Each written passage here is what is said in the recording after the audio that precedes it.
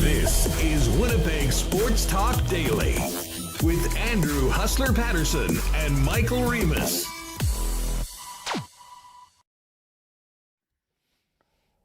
Hey, what's going on, everyone? Welcome to Winnipeg Sports Talk Daily. Great to have you all with us. Actually getting some nice weather here in the Peg, at least for the next couple days. We will certainly take it. And man, has it been a great start to the Stanley Cup playoffs. Some absolute beauties last night. Big win for the Edmonton Oilers coming back. The Dallas Stars get back to even with their series against the Minnesota Wild.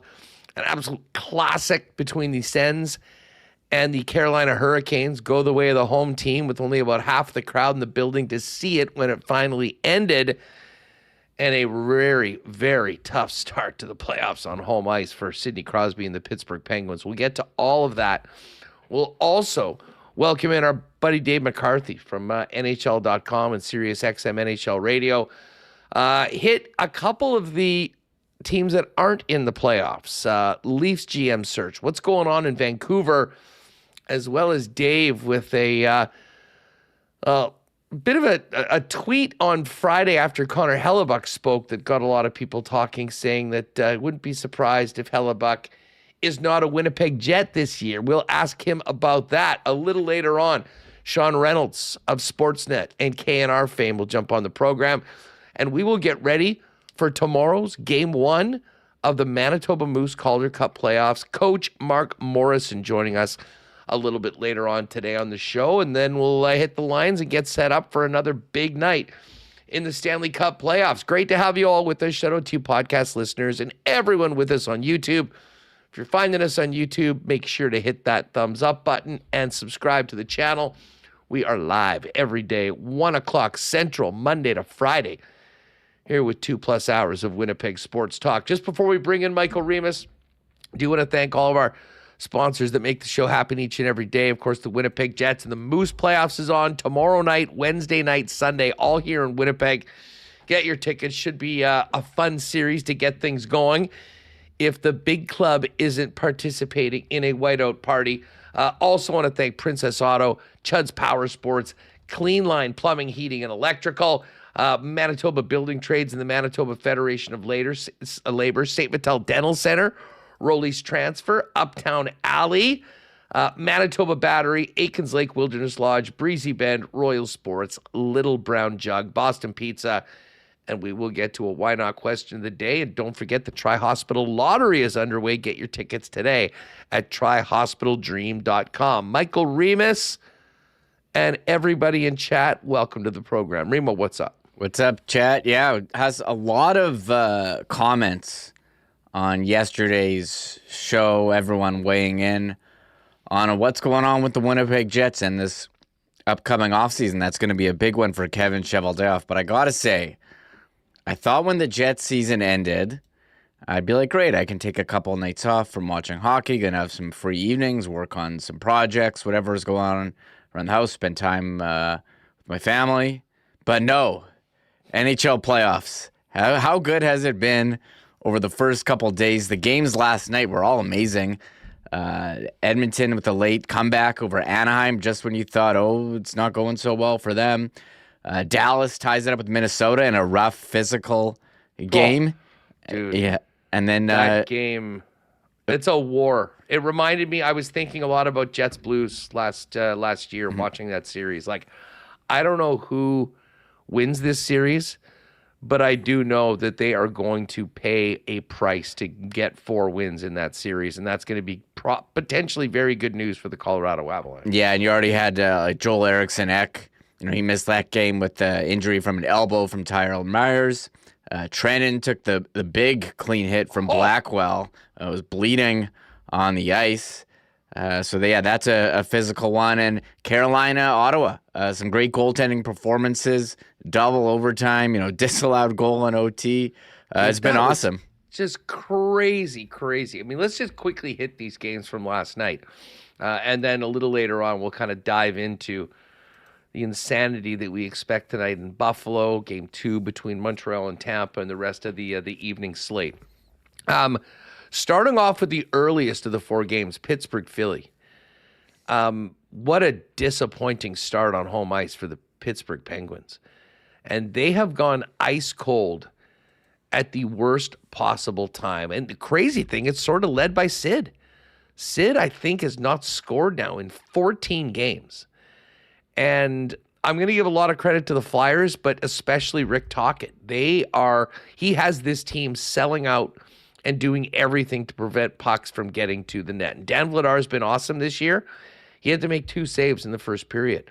Now, at one point, I think the Penguins had 25 shot attempts. Only 4 had actually got to the goaltender. So they were just having a nightmare of a time getting it to the net.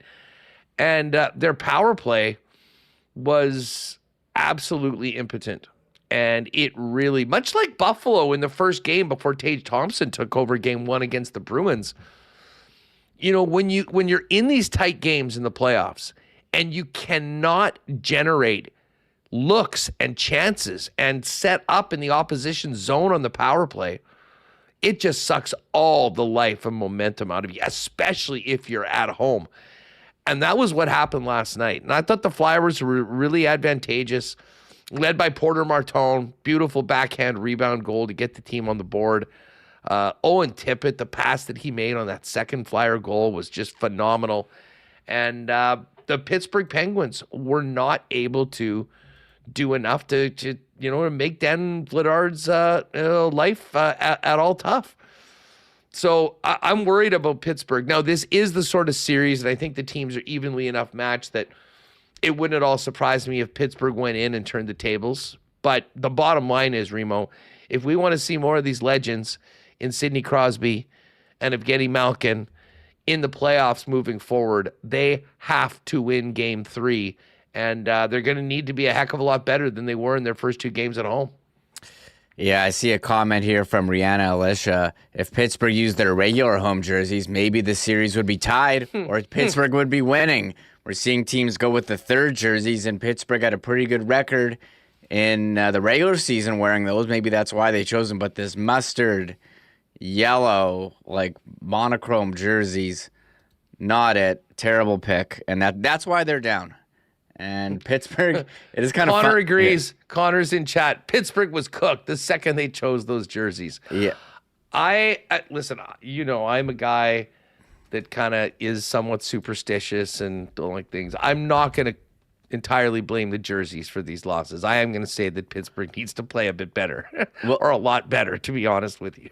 Didn't Edmonton wear those like blue jerseys in the series against Winnipeg where they got swept, like those blue terrible ones? I think I got to check, but these Pittsburgh ones, they are not it. So that's all I got to say about that series. And tough. They remind me of the Pittsburgh Pirates, and I think there's sort of a pirate theme, with the stripes. Anything that reminds you of the Pittsburgh Pirates is probably not a good thing if you're talking about having playoff success. Well, it's been a while for the city of Pittsburgh to have any playoff success, because the Steelers, they've been good at like going 8-8 and getting into the playoffs, but they haven't won for a while. And same with the Pirates. Playoffs, they're a disaster. Yeah, not really a thing for them. So I'd like to see this series get close. You want to see Crosby get there, but tough when you don't score. So the Pittsburgh-Philly game goes off first, and then Ottawa-Carolina starts up. And to be honest, Reem, it looked a lot like more of game number 1, which, of course, was early on Saturday afternoon in the old AFC South Houston Texans wild card spot. No surprise. The Hurricanes are the Texans of the NHL, the team that is always in the playoffs, that's actually pretty good, doesn't have the big fan base, so they get the least desirable TV times. But I digress. Carolina won that game. Ottawa wasn't able to score. And to be honest, into that second period, about midway through, it's 2-0 Carolina. It looked like we were basically going to get the carbon copy of that game. But a couple nice breaks for Ottawa. They turned those into goals. And then I thought Ottawa could have absolutely won that game on so many occasions. Now, Carolina was right there. Linus Ullmark made some big saves. But an absolutely bizarre scenario where the winning goal was seemingly scored in overtime. They then went back on an offside challenge, which was quite lengthy, like in duration from when the goal was scored to when the offside happened. And in between, there was a clear-cut breakaway with a penalty on it that was awarded a penalty shot. And when things all got shaken down, the goal was disallowed, but the penalty shot counted. So then you have Martinook, after all that delay, going on a penalty shot, gets stopped by Ullmark, and overtime continued all the way into the second OT, which was part of the reason why I think so many people realized, oh, wow, there's a double overtime game. I got to turn it on. And you looked like you had a crowd in Carolina that was, I don't know, early in the first period of game 6 of the regular season or something like that, with that many empty seats. That got a lot of discussion online. I think a lot of people actually just got burned thinking the game was over and took off. And maybe by the time they got into their car, or dare I say even got home, realized that that wasn't the end of the game. But Martinook, who missed the penalty shot, ended up being the OT winner in double OT. Devastating for Ottawa to come so close, and man, did they have chances to end that in OT. They weren't able to get it done. And now, despite a valiant comeback and a gutsy 5 periods of hockey, they are down 2-0. And much like the Penguins, backs against the wall coming home. Yeah, former Jet Nikolai Ehlers assisting on the OT winner to Jordan Martinook. And a lot of discussion about that play with the Jankowski disallowed goal. You know, the amount of time before the goal, the offside occurred. I think that's like frustrating. Like how much is on the defense to, clear the puck? Like, come on, guys. But I guess if you're Ottawa, you have a case. Hey, this is offside. That's what the rule is. And it was interesting to point out that even though the penalty occurred after, the offside, it still counts because, as Elliott noted on the broadcast, goons out there will realize there's an offside and try to take advantage of another player, knowing that they couldn't get a penalty. So a weird situation where you have the penalty shot after a disallowed goal when you're resetting the time back to when the offside initially happened. Yeah, there was a lot of conversation about that, even with the people that I was with. And the question is, wait a second. If the play was supposed to be offside and you're backing up to that, how can anything that happened after that count? But there is a reason for it. I mean, now again, I think it would be very rare and strange for something like that to occur. But if you know something is coming back, what's preventing a guy from punching a guy in the face, two-handing somebody, doing something bad that the league would want to have the ability to penalize? So that's why the game went the way that it did. That is the basis for, I believe he said it's Rule 37.2, if I'm not mistaken, from last night. Penalties do count. So you don't have, even if you know that something is offside and something's going to be coming back, it's no green light to do whatever the hell you want because something's coming back to that play before. And that was a big part of that Ottawa-Carolina series. So the Sens are down 2-0 heading back home. Carolina in a very good spot after the first 2 games of their playoff series. Around this time, we were just getting into Minnesota-Dallas. And I got to tell you, Remo, you mentioned it right off the bat with a few of those hits. This series has, it's Central Division hockey in the playoffs. And it feels a lot like last year's 7-round heavyweight bout between the Jets and the Blues. There's not a lot of space out there. I mean, both teams are fast. They're creating some pretty exciting offense, but it is all coming at a price. And you mentioned a couple of the hits on Minnesota. I mean, was it Foligno with the modified DDT last night as well? I mean, it's got a little bit of everything, and it is nasty. But most importantly for the series and for the Dallas Stars, they found a way to get a win because being down 2-0, that Minnesota team would have been a very perilous position coming up north for games 3 and 4.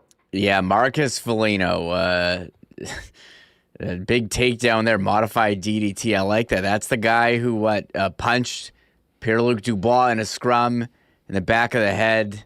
Didn't he pull a Superman punch on a Jet player fight? Man, I don't like that guy, but I have enjoyed the series, and I did take some Minnesota players in my pool, so I guess I'm cheering for them. But this is going to be an exciting series. You picked it to go 7. I feel like it's going that way, but there is some callback to the Jets Blues series last year. I do remember the Jets Stars series where it seemed like the Jets were so out of gas in that first game, like they lost, and the amount of hitting in that second series compared to the first was like none. So we'll see how they go. 2 different leagues. It was crazy watching the difference. I was laughing while watching it. So I think that's something to watch when whoever the next opponent is, likely Colorado, but you never know. But this has been going to be a great series and should go the distance. Yeah, I mean, much like last year between Winnipeg and St. Louis, whoever won that series was going to be in a real tough spot moving forward, just because of the price that had to be paid to get through it. And listen, I think St. Louis dictated most of that last year. Both of these teams right now are trying to, and I mean, listen, it's nasty. Like, they are not upset if a guy gets knocked out of the game. I mean, this is not just all kind of good, clean fun. I mean, they're hitting to hurt, and it's been listen, this is what the playoffs is all about, which does, I mean, not to bring us back to the Jets on this, but much like we thought after the Stanley and Shen trade, just of the sort of physicality and the toughness of the Winnipeg Jets, I think about the way the Jets barely survived that series last year, Reem. And you look at where the roster is right now. Now, we're talking about bigger issues, a second-line center. I mean, a bunch of the building blocks of organizations that, are needs for the Winnipeg Jets right now. But I'm telling you right now, I mean, that conversation of fight, competitiveness, being willing to get physical if need be, that is absolutely something that is going to need to be added to the Winnipeg Jets if they want to be a factor come playoff time next year and get in.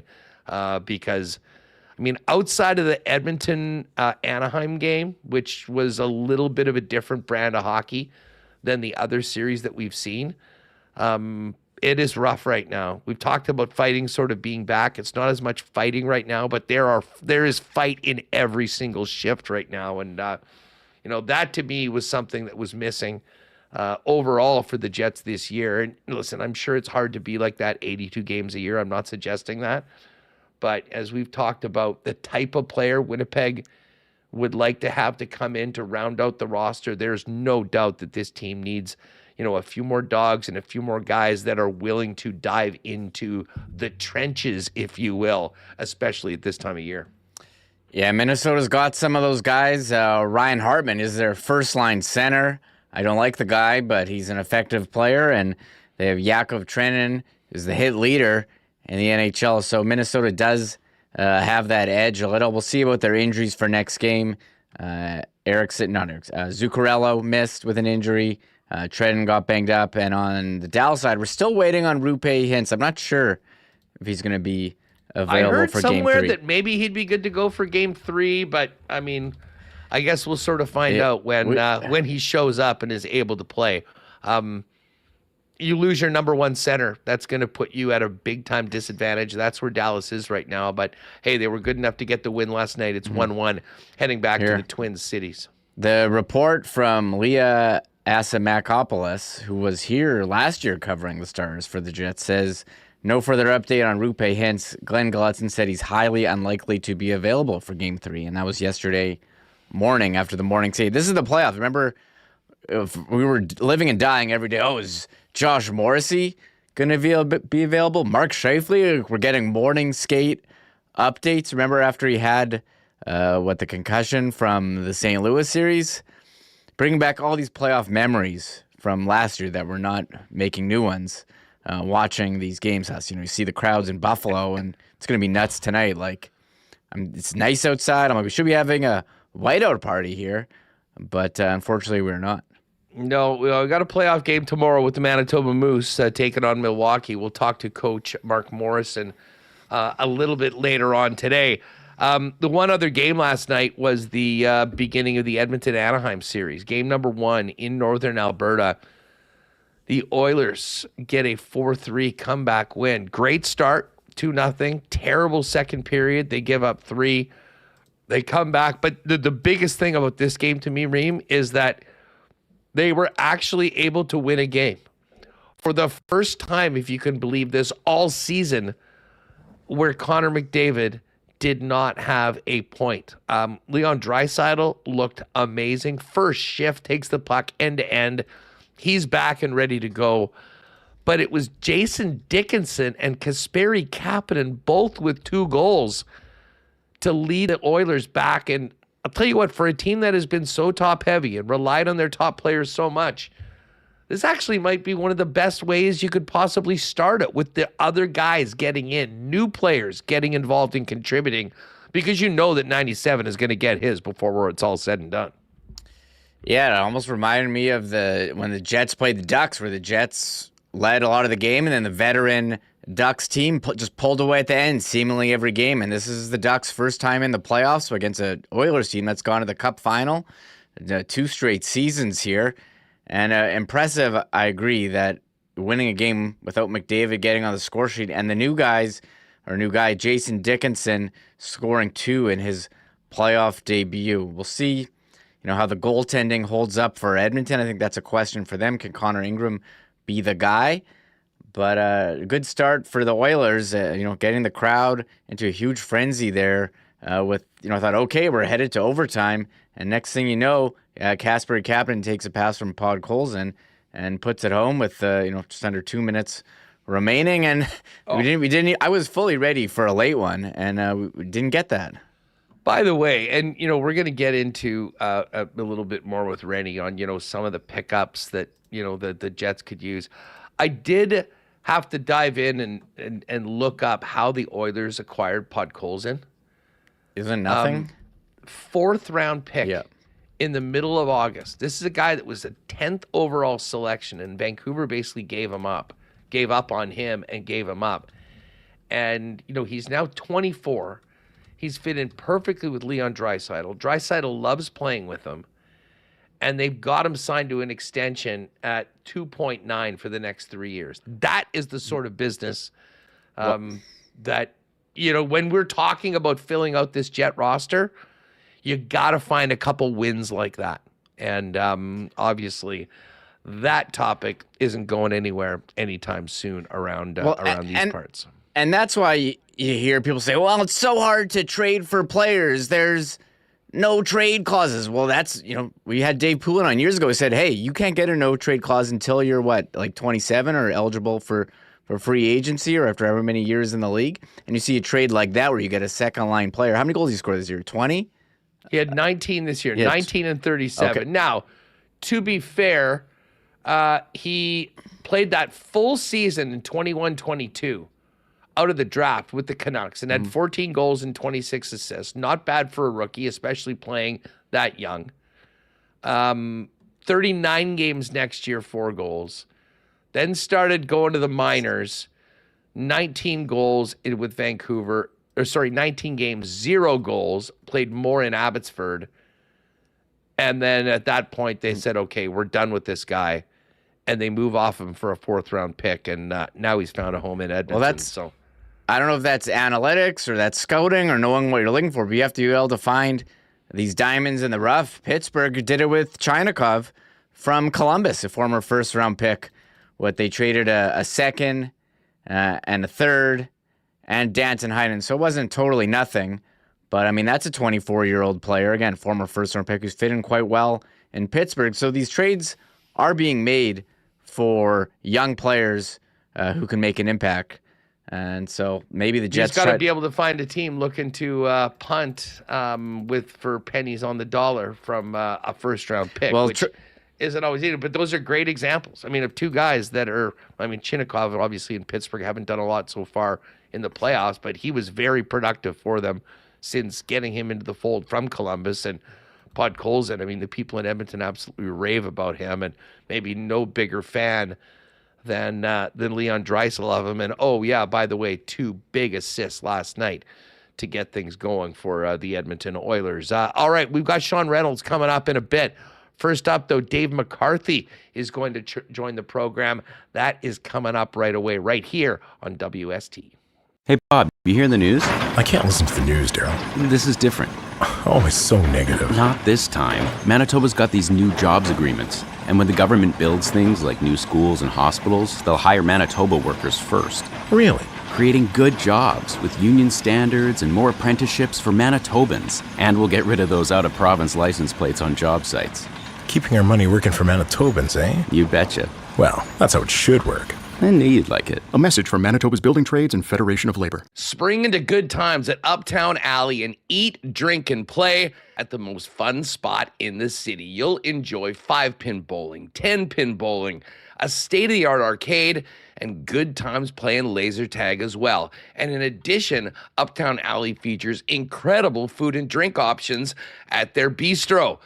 Pop down to Uptown Alley with your group or make it a party. It's the best place in Winnipeg for birthday parties for kids, teens, or adults, and an amazing spot for corporate events where you just simply pick your activities, any of your add-ons, what you'd like to eat, and the Uptown Alley staff takes care of everything else. For more information, go to uptownalley.ca, book a lane at 488-0000, or pop down and see him at 1301 St. Matthews Avenue. Got a move coming up?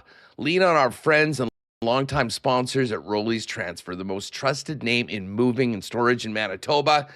Now into their 7th decade with over 60 years of experience, family owned and operated. Head over to their website at rollies.com to find out all about their services serving Winnipeg and southern Manitoba.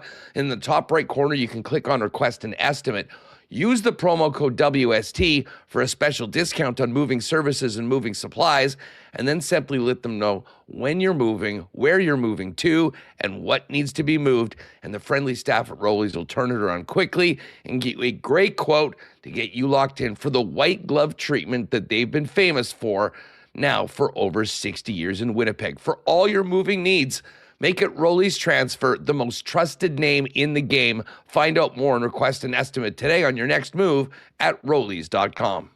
Has it been a minute since you've been to the dentist? If it is, our pal Doc Harry and the wonderful staff at St. Vital Dental Center would love to see you. They've been taking care of generations of Winnipeggers and Manitobans in St. Vital for years, and have now moved into a beautiful new facility at 167 St. Anne's with state-of-the-art equipment and convenient free parking right behind the building. They'll handle customers and clients from 6 months to 99 plus with a full array of dental services, from cleanings and checkups to surgeries like dental implants. Dr. Terry and the gang can absolutely do it all. We'll do it with a smile on their face and make your smile look even better than it's ever been. Go to stvitaldental.ca online to make an appointment. Pop into St. Vital Dental, get that girl taken care of, and tell them the boys at Winnipeg Sports Talk sent you. All right, this is going to be fun. Dave McCarthy jumping on with us. Just before that, I want to mention that Truck Month is on now with GMC. If you want something reliable, tough, and ready for whatever the schedule throws at you, that's the 2026 Sierra 1500 Pro Graphite Crew Cab in a nutshell. And it can be yours for 0% financing for 72 months. With a factory 2-inch lift, off-road suspension, and a 5.3-liter V8, this is one ready for anything truck. Don't miss out. Get to your local GMC dealer and take advantage of Truck Month before it ends. The maestro of the Sunday brunch, and now doing some late night work after NHL playoff action on SiriusXM NHL Radio. Our guy Dave McCarthy joins us now. Dave, welcome back to Winnipeg Sports Talk. How are you? Oh, I'm better than I can ask for, Hustler. I appreciate you having me on, and put it this way, I had a feeling that I might hear from you this week. Yeah, well, I mean, listen, there was it's kind of funny because we're so locked in on this incredible playoff action, and yet in Toronto, in Winnipeg, and we can certainly add Vancouver to the mix, the offseason is well underway. Before we get to the games and everything that'll be happening tonight and what we've seen so far in round one, let's do a quick review of a couple of these situations. Let's start off where you're in Toronto. I mean, it seems like things pretty close to the vest by the Leafs right now as they continue this GM search that I would say probably didn't start off on the best foot. No, the press conference was something that'll be talked about for years to come and will continue to be if they don't get the hire right. That was not a press conference a couple of weeks ago from Keith Pelly that inspired a lot of confidence in the fan base. But in saying that, if they get the hire right and things turn around in the right direction and the Leafs return to some level and degree of success, no one's going to remember the press conference. The same way as if Keith Pelly delivered a press conference, the likes of which we would put in the pantheon of the best speeches of all time, but then they made a bad hire. No one's going to be like, wow, that press conference, did he ever hit that? Right. So it all comes down to who they hire. And at this point, it really does seem like they are keeping it close to the vest. They are talking to a lot of different candidates, which I think is a good thing. They did not do that the last time around when Brad Treliving was hired. They did that kind of quickly because, as we recall, the chronology of those events, it was Brendan Shanahan's intention at the time to re-sign Kyle Dubas. And then those negotiations ultimately fell apart, and they moved quickly to get Brad Treliving in place. This time around, they're taking their time. They're talking to a lot of different candidates, which I think is a smart way of doing business. As I always like to say, just because you don't hire someone doesn't mean you can't technically steal their ideas, right? Like, it's kind of a cold-hearted way of doing business, but I hate to tell you that's business. So if you talk to a variety of different candidates and you get a variety of different ideas, the person that you ultimately hire, either it becomes clear throughout the process that one idea is continuing to come up time and again, which lends credence to its veracity. Or you hire someone and you say, hey, you know what? We like you. You're going to give the job. But what do you think about this idea over there? Maybe that guy says, hey, I didn't even think about it that way, but yeah, let's look into that. And then you add another strategy to your arsenal. So I think it's the right way of doing business. Talk to a lot of different candidates, but it's going to be important that they make the right hire. Who that is, we'll see when they're announcing it. I haven't heard at this point the team zeroing into a specific name or two. They've still talked to a lot of different candidates, and at this point, we'll see who they hire. But it's going to be an important one because I think it sounds like a cliche, but I'm going to say it anyway. It will dictate the way the team goes in the next 5 years. But it's fair, but it's true, Dave. I'm not sure it's the same in Vancouver right now. I mean, listen, we knew that Nashville was looking for a GM. Fitzgerald's out. They've already hired Sonny Mehta out in Jersey. Considering the season the Canucks had, I guess we shouldn't be surprised at some changes, but I'll be honest, I was caught off guard that Pierre Alvin was shown the door. And then you heard Jim Rutherford's press conference this week, and I'm not sure our opinion of Vancouver could have been more toxic, but it certainly seemed like that was the case in that organization going forward, and raises real questions about moving forward. Is this the guy to make the decision on the next GM, and how long is Rutherford even sticking around for? Well, that's the thing that I was left with when I came away from that press conference. What is the future of Jim Rutherford? Like, how long does he want to continue to do this? He's not a spring chicken by any stretch of the imagination, and so I would be really concerned that if you're not comfortable with Jim Rutherford being in that position for another 5 years, if he isn't sure if he wants to do that for another 5 years, to have him make the decision on the guy that's going to run the team moving forward, That's, to me, not a great way of doing business if you're ownership. Now, no one's ever looked at ownership in Vancouver and has said to themselves, yeah, that's a stable group. That's a stable group. No one's ever said that. So it doesn't surprise me that there is uncertainty throughout that organization. And if you're a fan of the Canucks right now, I'm not in a very good place, right? So, look, I don't know if I was particularly surprised that Patrick Allvin was shown the door. I think the way that team has trended in the last couple of years, really, you think about it, it was not all that long ago that they had JT Miller, they had Bo Horvat, they had Elias Pettersson. It looked like they had a team that was set for years to come. Quinn Hughes on the back end and Thatcher Demko between the pipes. Well, very quickly, JT Miller and Elias Pettersson can't get along, so Miller's moved out. Elias Pettersson forgets how to play hockey, quite frankly. Like, it's dramatic, the drop-off, like a Jonathan Huberdeau-like drop-off, if you will, almost the moment the pen hit the table from him signing his current deal. Down the stretch of that season after he signed it in March, and then the preceding seasons. Who is this guy? Not the guy they signed to that long-term big money deal. They moved Bo Horvat out just because they didn't think they could re-sign him and keep Pettersson and keep Miller. And so that was kind of bungled. In hindsight, the one guy they probably should have kept was Bo Horvat and move the other two guys out. Quinn Hughes ultimately decides that, you know what, I want to leave, which is his right, and I commend him at least for making that clear in advance of reaching unrestricted free agency, that they could get something back for him. And then Thatcher Demko can no longer stay healthy. And so what we thought was a team that was built well and heading in the right direction suddenly has become one of the worst teams in the league in recent memory. So it can happen quickly. But I think there have been a number of examples that I just cited of mismanagement and poor decision-making that's also contributed to leading them to this position. I mean, Brock Besser was essentially a guy that seemed like he was out the door a year and a half ago, right? And then he signs an extension. Like, wow, where did that come from? Makes no sense. So just really weird situation in Vancouver. And I think from top down, from ownership to management, the way the roster is built right now, you're not in a good place if you're a Canucks fan. Dave, you mentioned about the Canucks ownership and management, not the most stable group.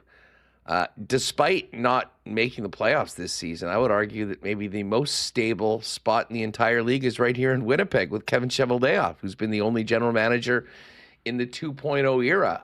From outside of the market, just thoughts on the disappointing season of the Winnipeg Jets and the moving forward, how the Jets handle this with a core that, for the most part had really strong seasons. A team that had no depth scoring, came off their defensive game, and ended up missing the playoffs. Oh, it was complete devastation. Not all seasons in which teams miss the playoffs are created equally. Chicago probably didn't expect to make the playoffs. That wasn't their intention going in. San Jose didn't make the playoffs, but I think to an extent they have to feel good about themselves. Macklin Celebrini was out of his mind. They got development and progression from some of their other young players, and you can start to see a path forward there. In Winnipeg, that's not the case. They didn't make the playoffs, but they came into the season expecting to be good. So this is devastation in a way that it's not in San Jose. And that maybe wouldn't say devastation. There's some discontent, I'd say, in Chicago because they did not really progress at all. And I think what Connor Bedard had to say at the end of their season, where he's like, this needs to be the last season where we're not playing for anything in March. That's maybe a little bit alarming, but it's not entirely out of the realm of expectations that they are where they are right now. They're just not that good of a team. But for Winnipeg, it's devastation. After you win the President's Trophy last year, nobody expected them not to be a playoff team this season. So, yeah, it is disappointing. But I think when you look at the Winnipeg Jets, part of their problem, and you're right, Mark Scheifele, really quietly outstanding year. Kyle Connor, always consistent. One of their issues is they didn't have much contribution beyond the top guys. I think Nikolai Ehlers was a big loss that they did not fill. And their issue to me is that when you're not going to get depth scoring and you slightly abandon the way they played defensively last year, and your goaltender is almost expected to play at a Hart Trophy-like level in order for the team to have success, there's too much hope involved there. Because Connor Hellebuyck is a human being. He's not a machine. He's not going to play at a Hart Trophy level caliber every year. He was not as good this year. He was okay, maybe better than okay, but he wasn't as good as he was last year. And when you have that drop off between the pipes and your defensive system and your commitment to that system erodes to a degree, you end up where you're at this year, which is a good team, not a terrible team, but not good enough to make the playoffs. Like they were Detroit this year, right? Good team, not good enough to make the playoffs.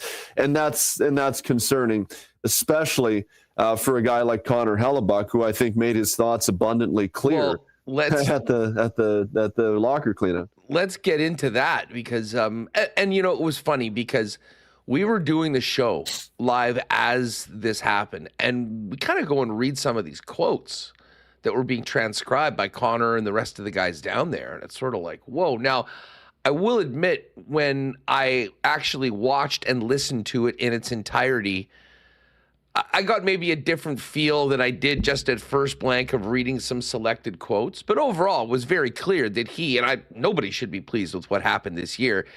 He was pretty outspoken and pretty clear about moving forward. And I'll just, Remis, if you want to bring this up, I mean, you tweeted out afterwards. As it relates to Connor Hellebuyck, I was told recently that it wouldn't be surprising if he plays elsewhere next season. A number of factors at play, including his discontent with how the season went for the Winnipeg Jets, and then goes on to his contract. Yeah. Which I, by the way, would like to correct. 5 years left, not 4. Fat fingers, but anyway, the point still stands. So, I mean, moving forward, listen, obviously there was a lot of people talking about this. Some people took it that way, that he wants out. Some people said, hey, this is just a star player that is not satisfied with what happened this year. Tell us about what you're hearing about Hellebuyck, and in addition to how bad this season went, some of the other factors that you mentioned in the tweet. Yeah, so I was told before Jets locker cleanout day, you're going to want to watch to see what Connor Hellebuyck has to say. And then I was told that what I said in the report there, that it would not be surprising if he played elsewhere next year. Now, I'm not sitting here guaranteeing that he is out, but what I was told and what we went on to hear from Connor himself at locker cleanout day suggests is that he will not be afraid to say check, please, if he is not content with the direction that this team is going in the very near future. And that could be as early as this offseason. And when Kevin Cheveldayoff spoke at his appearance after the season, I didn't get the sense of urgency from Kevin that if I'm Connor Hellebuyck, I would have been hoping to get. Connor Hellebuyck made one thing abundantly clear. He is only interested in winning at this point. It's not about money. It's not about fame. It's not about anything else. It's about winning. And if he does not feel as though that he can contend in Winnipeg, he understands where he's at in his career. He's going to be 33 years of age. Okay? Time is becoming a factor. He doesn't have time for this to be stripped down in Winnipeg and rebuilt with him on the books. He doesn't have time for them to middle around and tinker, but not be aggressive toward trying to contend for a Stanley Cup. He wants to win. And so I think what I was told and what we heard from Connor is that the onus is on Kevin Cheveldayoff and his management group to show to Connor Hellebuyck that they are serious about winning starting next season. and then making the requisite moves to prove that. That's where I think it sits right now with Connor Hellebuyck and the Winnipeg Jets. Now, should he be removed from complicity in where this season went? No, like he also probably needs to be better. But since he signed this new contract in Winnipeg, he has been very good enough to, I would say, also argue to hold up his end of the bargain. So I do think he has some degree of credibility to share his thoughts. And so I think that's where it's at. I think the onus is on the Jets to make it clear they're interested in winning, and not just tinker around the edges and see what happens. Because I don't think that's going to work for Connor anymore. This guy wants to come to camp next September, if it is in Winnipeg, knowing that he has a chance to win a cup. And as he said himself a couple of days ago, I can't sit here and say that I feel really confident about winning a cup. How can you? And I think that's a dramatic concern for Jets fans. And I'll end on this point, that there are some other teams that are very much in their window to contend that could be looking for a netminder. The Florida Panthers come to mind. Sometimes it's not necessarily where a guy walks into the manager's office and says, I want out, but that a team comes to that manager and says, we like that guy, and we are going to make a very serious offer where you have to think long and hard about saying no to it. And it might be an offer too good to pass up, which could facilitate things. So I think a lot of factors at play when it comes to Hellebuyck and the Jets. You know, there's listen, you look at the Florida roster, knowing where the Jets are, the endless search for a number 2 seed, and you see a guy like Lundell at 24 years, signed at 4 years. I mean, there's some pieces that could put something together and make sense. The issue for Cheveldayoff is that the second that you consider or go down that road, I mean, first of all, who's replacing your Hart and Vezina Trophy winning guy in the net? And that's a huge question. Right. But the other part is, where does that leave 33-year-old Mark Scheifele, Kyle Connor that just signed an 8-year extension, Josh Morrissey that's got 2 years left, the rest of that core? Because, I mean, we'd all agree. I mean, a trade of Connor Hellebuyck would be one of the biggest moves in the NHL and would significantly change, I think, the outlook for Winnipeg, because it kind of always has started with Helly in net for as long as this team has been a contender right up until this season when everyone fell off. Yeah, and maybe that's the issue, right? I'm not saying it's anything against Connor Hellebuyck, but I'd make the same argument about a guy like Carey Price, who never ended up winning a Stanley Cup, but was always really at a Connor Hellebuyck level in terms of how good he was individually. And I think sometimes that's the issue around building a team around a goaltender, that the only way in which you have success is for that guy to play at a Hart Trophy level. Henrik Lundqvist to an extent as well with the New York Rangers. It's too much to ask of a guy to play like that 60 games a year and then 20 to 25 in the playoffs. I think we see a lot of teams these days win with solid goaltending, but not necessarily elite goaltending. And what that does is it allows for your ability to build out the rest of your team in other areas. Maybe Florida's a bit of an outlier to that because they paid Bob a lot of money and he played very well. Did he play at a Hart Trophy level though during the regular seasons? I mean, that first year they got to the playoffs 3 years ago. No, he didn't. In fact, he didn't even start the playoffs that year. Alex Lyon. Alex Lyon who saved their season. So, you know, they played a different way. Their team was not founded on Sergei Bobrovsky standing on his head. But when they played the way that they did, and then he also fell into a groove during the playoffs where he was standing on his head, that's why you get an unbeatable team. But that's really not the way that Winnipeg ever played. And so I think, I know you look toward the future and you say, man, you move Connor Hellebuyck. Isn't that just throwing in the towel and saying that we're turning the page? Not necessarily, because if you get in some good parts to fill some of the other flaws that you have in this roster, as you point out, second line center, that is a black hole right now on the Winnipeg Jets. big problem. It's been that way for 8-9 years. I mean, they really traded has. for Paul Stastny, for Kevin Hayes. You tried Cole Perfetti for a couple games at the start of the season. He moved out. I mean, it has been very difficult. And there's 20 other teams in the league that want one too, which makes it that much more difficult to acquire by trade. But if you could get a second-line center out of Florida, you mentioned Anton Lundell. Would he be in the mix? Maybe. We'll see.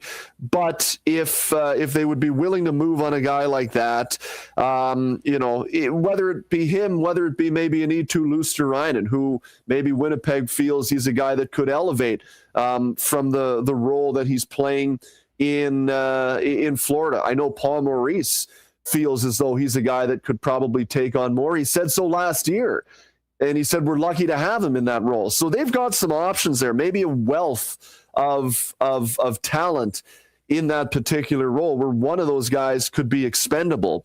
Maybe a guy like a Mackie Samoskevich could be available as well, and a first-round pick.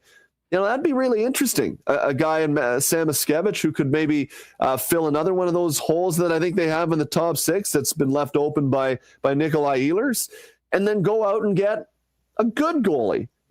Colorado was able to do it overnight last year when they had goalies that couldn't stop a beach ball, and then went out and they got Mackenzie Blackwood and Scott Wedgwood, who was the afterthought then, but is now starting for them in the playoffs.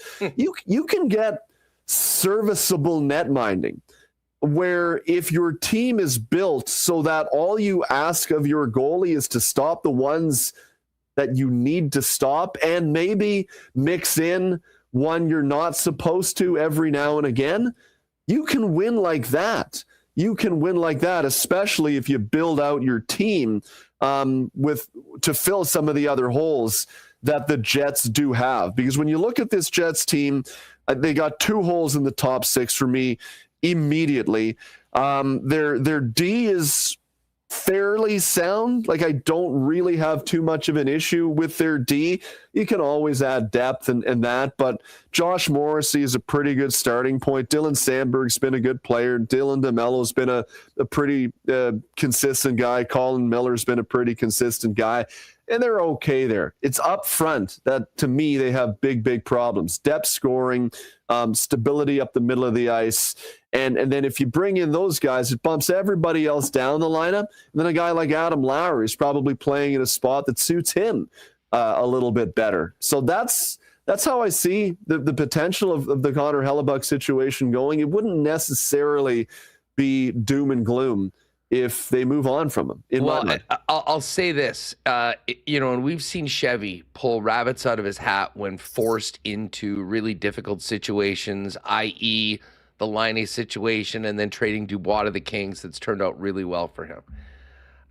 Having a player signed for 5 years at an incredibly great value contract, the one thing I'll say about Cheveldayoff is he certainly won't be forced into doing anything that they don't believe makes this team better and achieves their goals.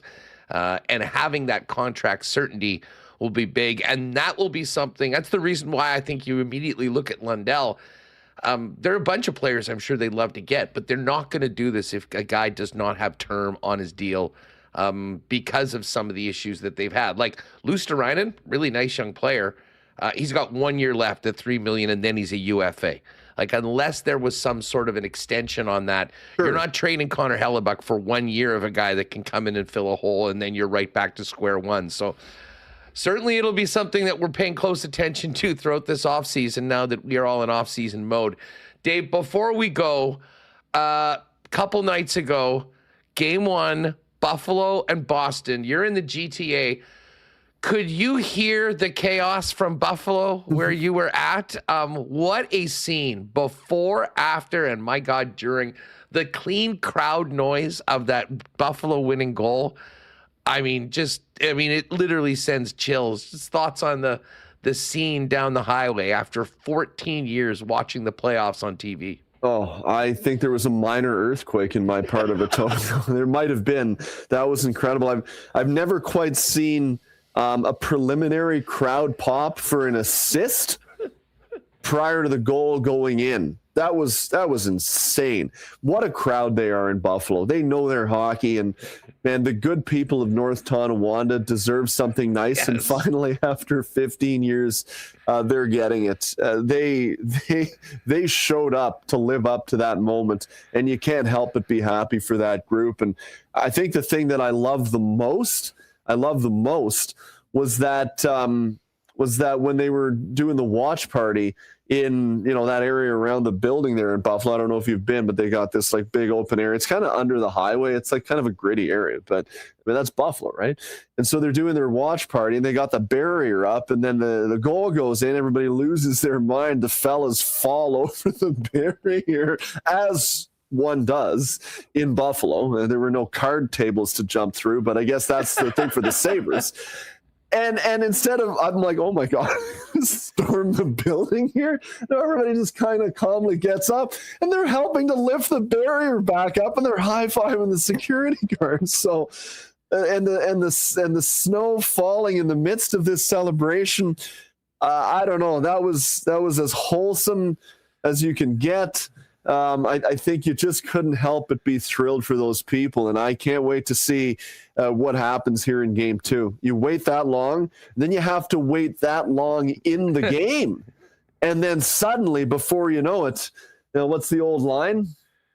Well, that escalated quickly, and they're piling out onto Washington Street or whatever the street is around the building. They're just reveling in what was a 15-year pent-up emotional burst. I think that was pretty damn cool. Long way for this to go to actually be reality, but after Game 1, huge win by the Habs. Buffalo's up 1-0. Can you imagine those two buildings in a second round series? The Sabres making it past the first round, going up against Montreal, and what the Bell Center will be like? No, I can't. I mean, like, fan versus fan, that might be the craziest series we've seen in the league in a long time. That being said, Montreal, great win, but lots of work to do against a team that was favored by most to win. Dave, always great catching up. Let people know you're doing some late night work on SiriusXM NHL Radio these days for the playoffs. How do people get the full wrap up every night? Yeah, we've got Ice Cap running throughout the playoffs Monday to Thursday.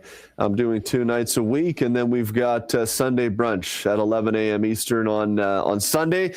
Quick point of reference for that show. Maybe I don't know if your listeners would be interested in it, but it's part of Leafs lore to be sure, and kind of a story that transcends the Leafs into NHL lore.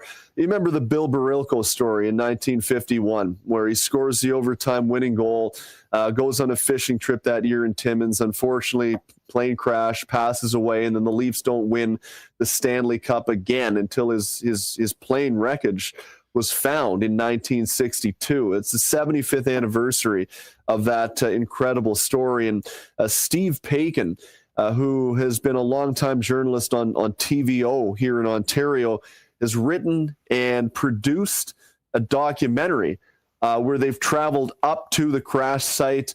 They've talked to a number of different people involved with the story.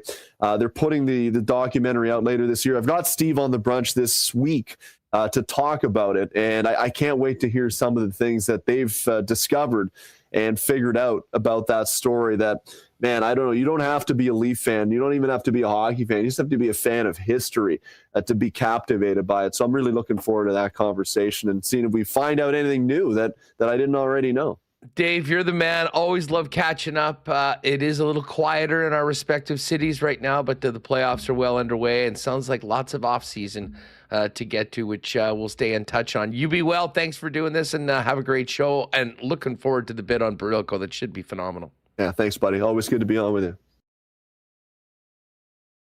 Princess Auto is a proud sponsor of Winnipeg Sports Talk, in a lot of ways synonymous with Winnipeg. Headquartered here in the Peg, founded here in Winnipeg, and now serving Canadians coast to coast with the best deals on the most unique assortment of tools and equipment around. Everything you need to complete the projects on your list or start something new is at Princess Auto. So while we wait for the Bombers to kick off, get ready for spring. Those projects on your list with great deals throughout the month waiting for you at your local Princess Auto, Panet Road, Portage Avenue West in the city, out in Brandon. And you can always shop online 24 hours a day at princessauto.com.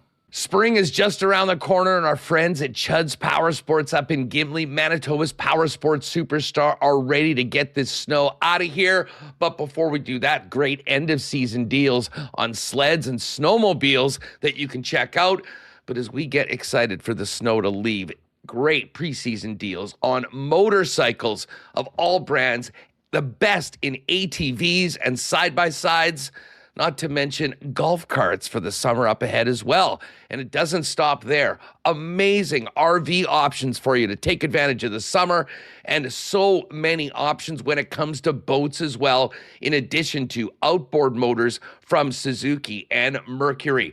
The best deals in town. That's how they've been in business as Manitoba's power sports superstore for 80 years. Pop out and see him in Gimli at the corner of Highway 8 and 231, and shop online today at their website at chudspowersports.com. April and spring are here, and Donnie and the gang at Manitoba Battery are kicking it off strong with a power event. Right now, you can save big on the batteries that you actually need this season. Lawn tractor batteries starting at just $37.50. RV and deep cycle batteries from $69.50, and heavy duty power like Group 27 and 78 DT starting at $89.50. Need serious cranking power? Check out their 13-inch stud post battery, $94.50 while supplies last. All in stock and all priced to move. Visit Manitoba Battery on the north side on Logan Avenue, on the south side on Dovercourt Drive, and get powered up for spring at Manitoba Battery, powering what matters. Check them out online today at manitobabattery.com. All right, we're going to get back to the Jets with Sean Reynolds in just a minute, folks. It is Red Tag Days at your local Prairie Toyota dealer, and it's time to go check out the new Toyota Tacoma. Its standard I-Force engine boasts an impressive towing capacity of up to 6,400 pounds, and it's the most powerful Tacoma ever. So whether you're hauling gear to the rink or heading to an away game, you can tackle it with ease. And the available panoramic multi-terrain view monitor gives you a live underfloor view to navigate even the toughest terrain with ease. Experience power, capability, and convenience with the Toyota Tacoma. Visit shoptoyota.ca or your local Prairie Toyota dealer during Red Tag Days running through May. Rennie, welcome back to Winnipeg Sports Talk, my friend. How are you? I'm doing great. Good to see you, buddy. We may have to set up an NBA Jam tournament one of these days.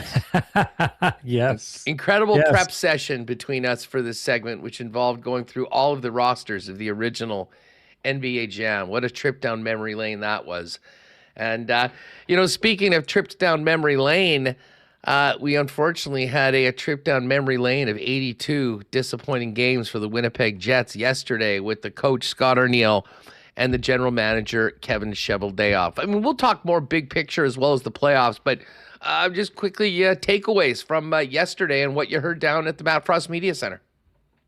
Yeah, it's hard to get an overarching takeaway. And the interesting part about it is, it sounded like they weren't ready to do a dissection of what went wrong when it seems so clear what had gone wrong. Like, it's funny how I think, a lot of us in this podcast space, in the media space, yourself included, Ken and I included, we were talking about, the speed issues this team had long before the team started talking about the speed issues and acknowledging they had the speed issues. So, I mean, I think what stood out to me is the idea of it felt like there was a void of information on, what their take of what went wrong was. Now, I get it. It's their job to kind of figure this out and go through it with a fine-tooth comb to try and figure out what they thought went wrong and how to fix it. But I thought there could have been more. I thought there could have been more of an explanation of where they saw it up to that point and how they knew things went wrong. I thought Scott Arniel did a pretty good job of breaking things down, owning his part of the whole thing, but also acknowledging that you coach what's in front of you, which to me was an explanation that he thought that the offseason moves didn't allow them to be the team that they were the year before that.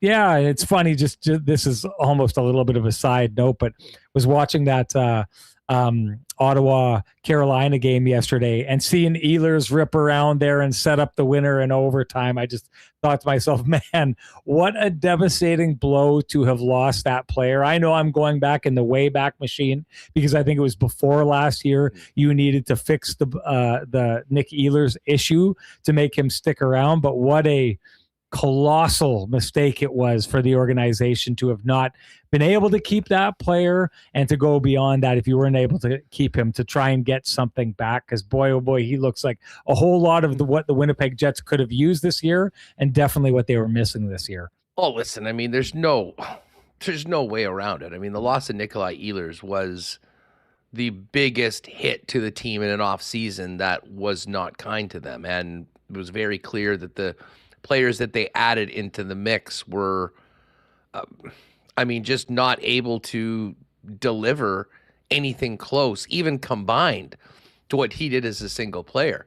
And I mean, not to relitigate this whole thing, but I mean, when you think back to that, like what was the move that was missed? Like, what would they have needed to do? Because I mean, listen, I see Nikolai Ehlers in Carolina as the exact same player that he was in Winnipeg. And a very great line driving second line player that is on the power play that puts up high 60s or 70 points a year. I mean, that was a carbon copy to his last number of seasons in Winnipeg from where I'm sitting. Yeah, I think there just needed to be more of an acknowledgement earlier on that he was the player that he was. I do think there was no Winnipeg Jets coach that did a better job of getting the most out of the player and kind of valuing the player and making him feel valued than Scott Arniel. I just think it was too little too late by that point. I feel like, conversations that I had with Nick Ehlers that he felt like he'd, gone a lot of those years not getting the opportunities that he deserved and had earned. I always go back to this conversation I had with him when Kyle Connor got injured by that Strome knee and he was out of the lineup and he was on a line with Gabe Vilardi and Mark Scheifele, and they absolutely tore it up. And I remember going to him and saying, you know what, I feel it's strange. I don't remember, other times that you had an opportunity with Mark Scheifele to kind of show what you could do with that player. And his response was, well, that's because I haven't had that opportunity. And if you think about it, a player who'd been in the Winnipeg Jets top six for the better part of the year, of 10 years, of a decade, had not played with one of two top six centers that entire time. I mean, I think the Mark Scheifele and Kyle Connor pulled them apart argument.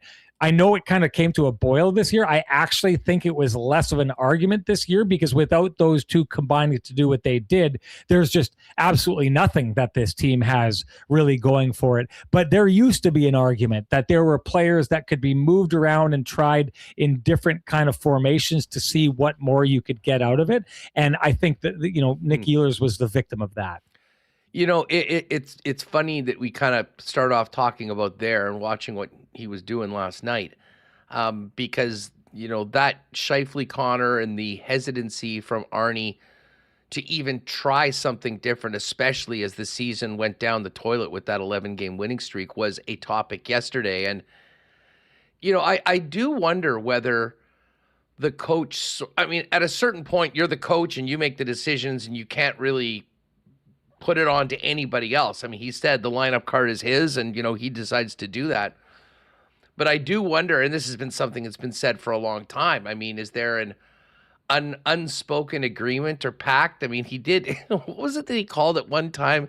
The business relationship? You remember that comment after one of them had a strong game and he was talking about the two playing together and they've got a great business relationship. I have to ask and wonder whether there is more to it than we see. Because going back to Ehlers is a perfect example. At a certain point, especially in today's NHL, the players have a lot of power, and you wonder if it's more than just the coach's feelings. Because to your point, that's three different coaches over the years that have really resisted doing that at all. And if there was ever a time to maybe go, okay, we're just going to throw some stuff at the wall and see if it works, it was this season, as all your hopes went down the drain. Yeah. There was a time Rick Bowness tried something everyone will remember when Pierre-Luc Dubois and Kyle Connor were on a line together. That worked fairly well. There was that time very briefly that Pierre-Luc Dubois Kyle Connor and Mark Scheifele all played on a line together. I can tell you that that was a coach that was frustrated with Pierre-Luc Dubois and Mark Scheifele both constantly saying, I want to play with Kyle Connor. And he said, fine, you can both play with him. And then they played together and they did that for a while. He thought that the pride of the situation would have been like one of those two centers would have said, okay, fine, I'll go in a different direction. They didn't. There's one comment that always stood out to me. It's when Blake Wheeler, I think, was injured for a while and Patrick Laine went up onto that line. And Patrick Laine, who had been the Jets' best scorer for a long time, became a little bit of a pass-first guy, and it was Kyle Connor who ended up scoring more and getting more opportunity off that trio. And I thought that that was an example of Patrick Laine stepping in, doing all the right things, not being selfish, putting his ego aside in that situation. And I just always remember one of the first things that Mark Scheifele said when Blake Wheeler came back was, oh, these two guys are my favorite guys to play with. And it just seemed really like Laine had come in and done a great job in that spot. And rather than be, like Patrick Laine was amazing, it was like, oh my God, thank God this guy is back. These are the guys I want to play with. I don't want to play with anyone else. To the overarching point of what you're talking about, Mark Scheifele, if you go take a look at the history, he always gets what he wants. And for the most part, Kyle Connor always gets what he wants. And to be honest with you, you take a look in net and Connor Hellebuyck almost always gets what he wants. The Winnipeg Jets are a team that spoils its stars. And it's one of the ways I think that they target trying to keep players around. It's worked. Those players have all re-upped in Winnipeg when a lot of people thought that they would have left. So that to me is the dance and the balance that the Winnipeg Jets play. They give those players what they want, and those players decide that they want to stay in Winnipeg and they like it in Winnipeg. I just think that the balance sometimes is a little bit too individual centric and that it costs them team centric at times. So, it sounds like, would you agree that in the past, some coaches, and maybe we'll focus on Scott Arniel, has maybe resisted doing some things that they might want to do for fear of, to use a Mauriceism, ruffling feathers on the top players? And does that change in your mind going into next season, assuming that Arniel's back, knowing that coming off last season, getting another chance, there will not be the same rope for the team, or I think the head coach, knowing how important results will be in that first 20, 25 games if this team's going to get back to where they want to be? Well, that in itself is a delicate balance, because if you're Scott Arniel, A, you need to have success, right? But B, you probably have to keep the players on your side. And I honestly think it's one of the things that for years Paul Maurice did extremely well in Winnipeg. He had the players on his side. But you see what happens in a place like Florida, where he's at now, and you've got a really, really, really, legendarily strong leadership from a guy like Alexander Barkov, who kind of handles the room. My take always in Winnipeg during the Paul Maurice years was he did what he did to keep those players happy, but at times he chose keeping those individuals happy over the success of the team. And I think that that's the balance, and I think that that would be the issue in Winnipeg. Is at some point you would think during this season, and I've always put it like this: if you go back to the Patrick Laine years, when Patrick Laine was struggling, he was just kind of left to struggle. He's this kid. He's 19, he's having 40 goal seasons, and he's struggling, and you've got these three superstars on the top line, and you'd think at some point you'd use one of those three superstars to kind of jumpstart the 40 goal scoring 19-year-old that you have on your team, right? That never happened. And I always used to think, like, if that was the Pittsburgh Penguins, how long would it take until Sidney Crosby said to his coach, give me the kid, I'll get him going, right? There does seem to me, and there always has seemed to be, in Winnipeg, when it comes to their very, very top end stars, a little bit of a give me what I need to perform at my best and figure out the rest. And I don't think that that's changed. I think that's still where we're at. I think it's one of the reasons those two players never get split up. And I think you can trace the roots of that kind of thinking way, way back to the 17, 18, 19 years when Paul Maurice was there, and those players getting used to getting what they felt they needed to personally be at their best. Can you change that in 2026 without changing any of the players involved or the coach? Well, okay. Let's make something clear. There's years past I would have absolutely said you need to split those two players up to try and bring some depth. I wrote an article on it years ago at Sportsnet, I think in like 2017 or something like that the Jets should be modeling themselves after the Pittsburgh Penguins, who'd built that ridiculous depth the one year they won the playoffs and had the HBK line, all because you basically took Sidney Crosby and put him on a line with two college players. And he wins, the most valuable player in the playoffs that year, right? This year, I personally think that Mark Scheifele could play with anyone. I think he's really good at inviting contact, holding on to the puck, getting all eyes turned towards him, and then a player can go to a good spot and he'll get him that because he's such a great passer. I think Kyle Connor is a guy who's very dependent on playing with a good player because Kyle Connor is one of the best players in the league at getting lost away from teams, being open, get me the pass, and I'll put it in the back of the net. But the hardest part of that equation typically is getting the player that pass. So he needs that guy. Adam Lowry wasn't going to be that guy. And Jonathan Toews wasn't going to be that guy. So I would say this year, I think the only thing that would have kept them being as close as they were, the Jets, was having those two players play with each other and essentially carry the team and just hope you could keep the goals down enough, or just hope maybe you'd get some secondary scoring on that day. If it was a different situation, if the Jets had enough depth to spread things around, I would fully be advocating for them to be pulling apart. I don't think that Jets have the depth in scoring to pull that off right now. Yeah, to me, it's just the sign of a hesitancy to do anything, that veers from the original plan when it was very clear that you were in the red light zone and that season was kind of slipping away. And, as we kind of dive into it more, like for the record, I mean, I think both of these guys would far out. They both had great individual seasons. I think that if you said, listen, we'll give you the option right now to go back in a time machine and your personal numbers won't be as good, but this team would be playing in the playoffs, I would think that those guys would absolutely do that. Where it gets to it, it's the day-to-day. And I've said this before, but I remember talking to Maurice early on. We were in like San Francisco interviewing him.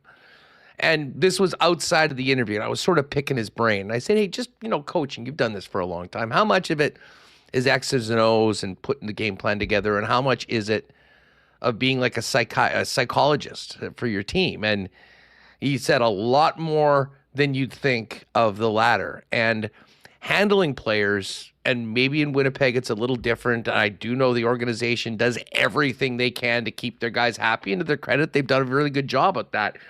But moving forward, like if this team drops the puck with the expectation that they're going to move on from last season and get back to where they are, first of all, it's going to take a number of changes on the roster. But if the you-know-what hits the fan and Arnie is really up against it and on the hot seat, I do wonder if things might be handled differently if you feel that your job is on the line, as opposed to this year going, what the heck's happened? I thought we were the President's Trophy winners. See, the one thing that you and I are on different sides of is I don't think those players would handle that well. I don't think that Kyle Connor and Mark Scheifele would say, oh, yeah, split us up and let's see if we can make this work. You think they're more interested in personal success than team success?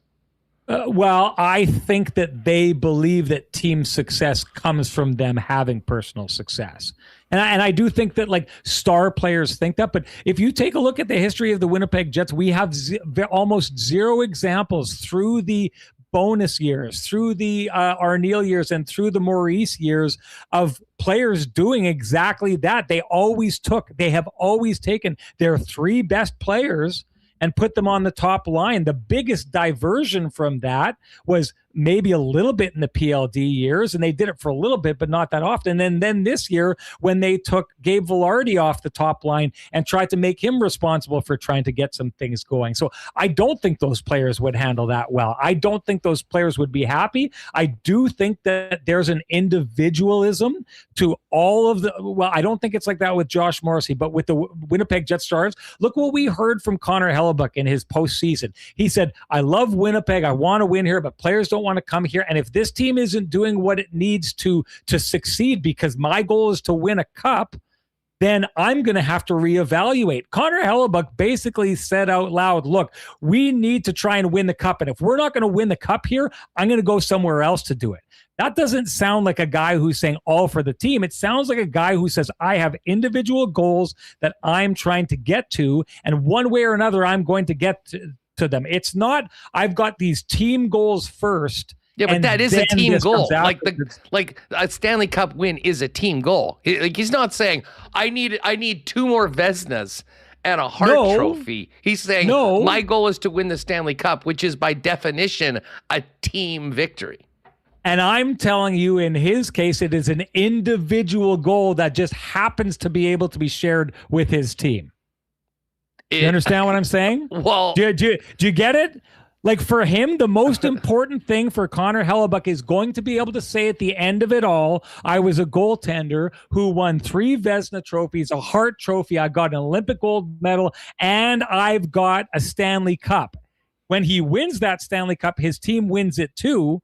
But if the Jets aren't going to get him there, he's not going to go down with the ship with his team. He's going to go where he thinks he can win a cup.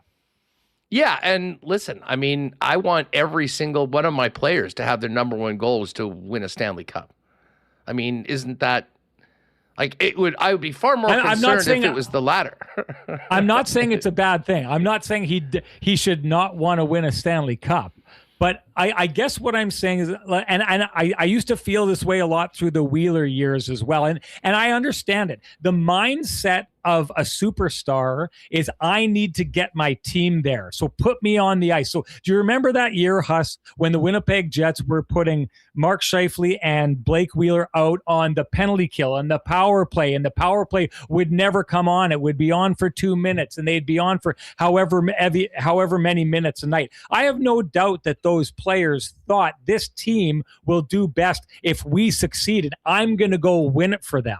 But really, really, really upper end superstars who know how to win seem to understand the line where it's like, okay, I'll take these 2 guys. This is not like I said, go back to 2017, the Pittsburgh Penguins winning the cup.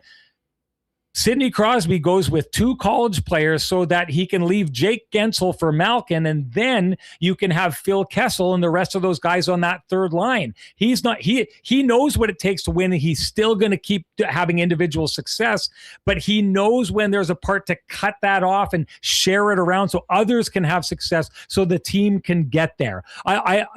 All I can say is this is my belief. It's what I see, but I would dare anyone to show me the examples of the Winnipeg Jets stars in the past putting themselves in a bad spot so that the rest of the team could shine and drag them up. Patrick Laine, we just talked about Nick Ehlers off the top of the show, was a guy who was never given the opportunities that he likely deserved or got to, because other players wanted to play with certain players and not with Nick Ehlers. And now he's gone and setting up game winners for the Carolina Hurricanes. To me, I hope I'm making sense. I feel like I'm getting through, but there's a difference. There's a slight difference, and that difference in Winnipeg is their stars think, give me everything I need to shine so we can win, and other stars in other places say, we just need to win. So give everyone else what they need to succeed and I'll make it work over here. We do not see that happening in Winnipeg, and we've never really seen it happening in Winnipeg. I get what you're saying. To me, there's a big difference between Hellebuyck and the other guys, but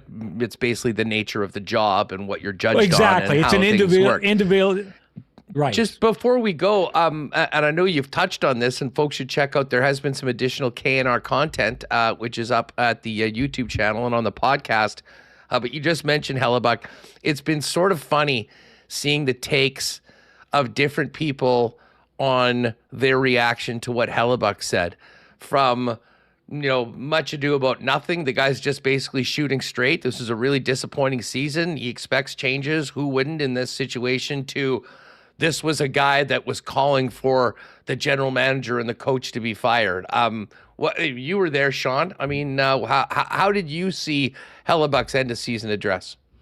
I thought it was the best I've ever seen of Connor Hellebuyck behind the microphone. I thought he was brutally honest.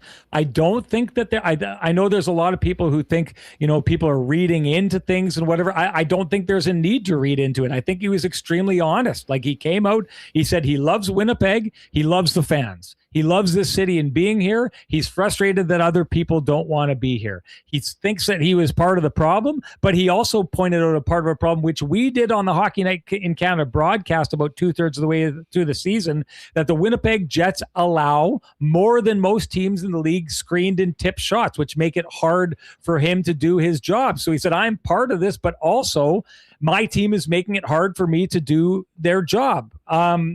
But beyond that, this is the one thing that I think is the trickiest part for the Winnipeg Jets. When you take a look at the guys who re-signed and making those guys happy, as we were talking about before, to Connor Hellebuyck, to Mark Scheifele, to Kyle Connor, they've basically promised those players they will try and challenge for a cup every single year. To me, that's a dangerous promise to make, because as a GM, sometimes to get forward, you got to take a step back.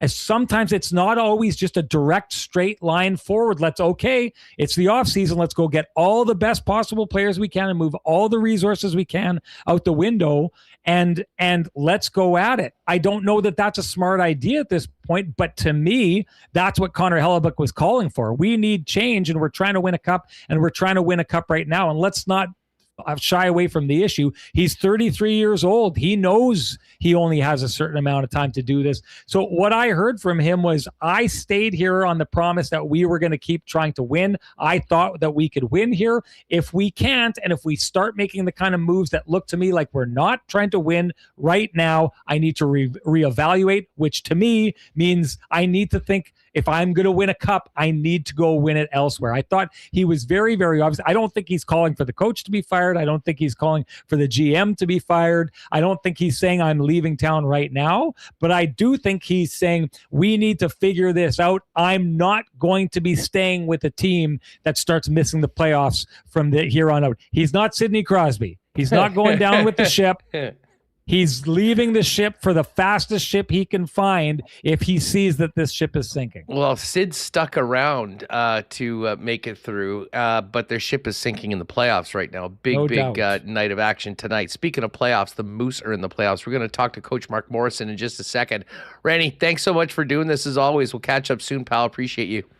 No problem. Great conversation. Thanks for having me. As always, there's Sean Reynolds. Check out the latest KNRs over at the Kenny and Rennie YouTube. Yes, we are going to get ready for Moose playoffs tomorrow. Canada Life Center. The Coach Mark Morrison coming up next on WST. WST would like to thank our friends at Cleanline Plumbing, Heating, and Electrical for their support of Winnipeg Sports Talk throughout the Jet season. When we're doing the Winnipeg Jet lines, we do it with the gang at Cleanline, who are the leaders in Winnipeg residential and commercial plumbing, heating, and electrical services. Your one-stop shop with over 40 years of experience. And like the captain, Adam Lowry has the back of his teammates, Cleanline has yours with 24/7 emergency services. So when you're in a jam at any time of the day, Cleanline has you covered. 204-500-2001 is the number. Write that one down, 204-500-2001 for 24/7 emergency services from the official plumbing service of the Winnipeg Jets. You can find out more online at cleanline.ca.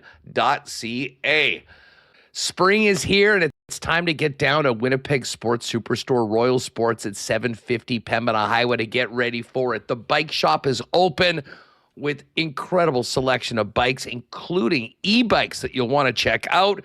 Of course, baseball season is here, all the equipment ready to go for the season, and tons of Toronto Blue Jays merchandise. All the soccer players are getting loaded up with the best selection of boots and unis around, not to mention tons of World Cup merch of Canada and the rest of the world just in time for kickoff. And for all you NFL fans, the draft is coming up In just a couple weeks, the NFL draft hats are all up on the wall, and for the first time in a while, they're actually really nice. So you can pop down there. Get ready for spring, the World Cup, the NFL draft, Blue Jays season, and more at Royal Sports. 50 years plus, family owned and operated at 750 Pembina Highway. Much more to come on WST, but first, a big shout out to our friends at Winnipeg's favorite local brewery, Little Brown Jug. You train day in and day out, learning new techniques, approaching new concepts, and living out the thrill of achieving your goals. Building a craft beer is no different. While you spend your hours on the ice, we spend ours here, brewing our trademark beer. Again, and again. Here's to pushing the status quo and challenging ourselves to build something memorable. 1919 by Little Brown Jug.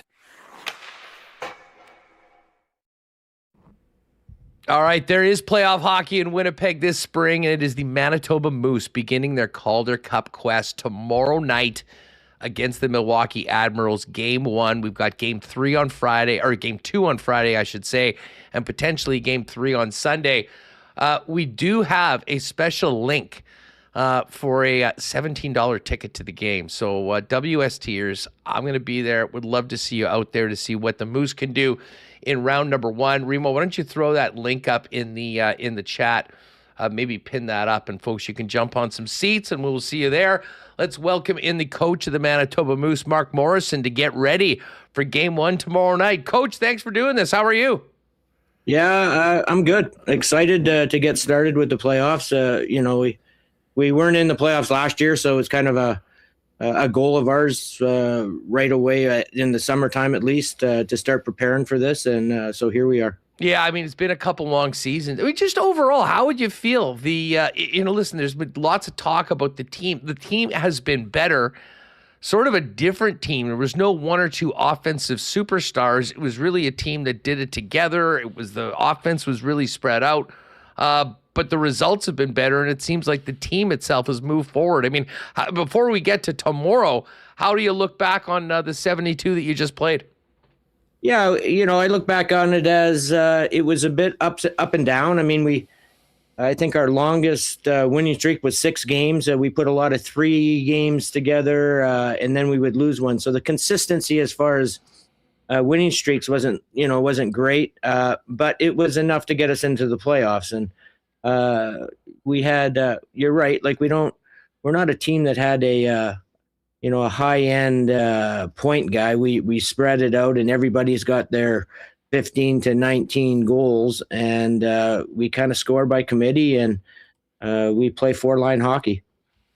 The one of the things that is interesting about the Moose, and I'd imagine challenging for a head coach, is managing the roster and all the bodies. There's been a lot of players with the team really throughout the year. Sign a bunch of guys late in the season who get added to the mix. Oh, all of a sudden, Brad Lambert and Braden Yeager are coming back.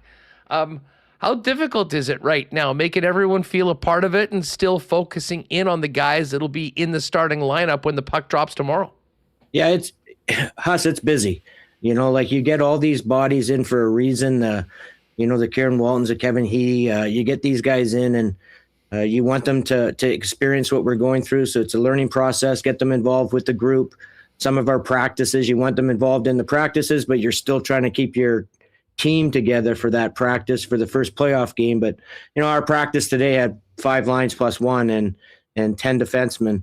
But we make it work. We do certain drills that get everybody involved, and meetings where everybody's involved, and we make it work. But it's not an easy. The coaching staff is and the training staff, they're put to work.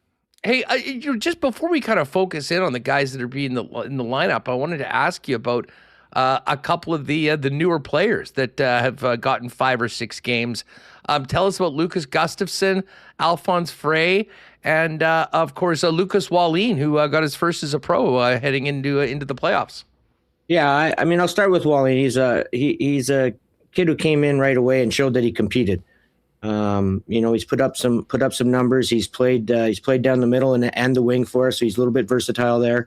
But his go-to is that he competes. So we like him. Gustafson, a kid there, the defenseman, looks like he's going to be a heads-up player. Makes a quick outlet pass, finds people open in the neutral zone, moves pretty well.